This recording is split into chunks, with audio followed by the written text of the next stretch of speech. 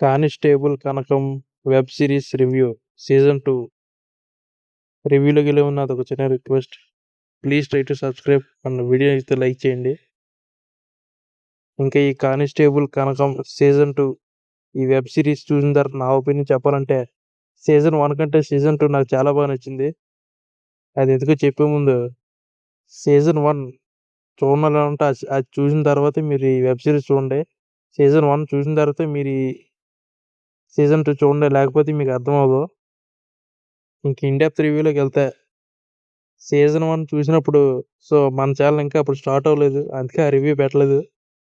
But నాకు పర్సనల్గా season 1 అనేది యావరేజ్గా అనిపిస్తుంది. ఆ ఎండ్ చేసిన ట్విస్ట్ తప్ప మిగతాదంతా యావరేజ్గా అనిపిస్తుంది. బట్ ఈ సీజన్ 2 అయితే చాలా బాగా నచ్చింది నాకైతే.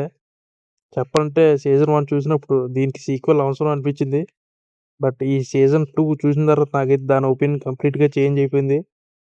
సో ఈ వెబ్ సిరీస్ విషయానికి వస్తే చాలా బాగుంది. ఇంక ఇన్ డెప్త్ రివ్యూలోకి వెళ్తే ఈ వెబ్ సిరీస్ ఇంకా క్లైమాక్స్లో సీజన్ 3 కూడా ఎండ్ ఇచ్చారు. ఇంక ఇన్ డెప్త్ రివ్యూలోకి స్టోరీ అందరికి తెలిసిందే. వర్ష బల్లమ్మ ఫ్రెండ్ అలియాస్ అదే కానిస్టేబుల్ కనకం ఫ్రెండ్ మిస్ అవుతుంది. సో దానికి కారణం ఏంటి, ఎలా జరిగింది, ఏంటి అనేది కదా.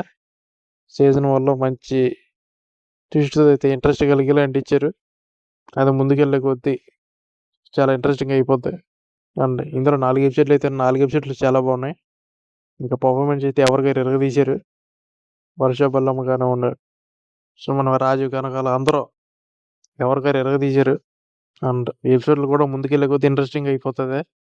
అండ్ దీనికి మళ్ళీ సీజన్ 3 అన్నట్టు ఎండ్ అయితే ఇచ్చారు.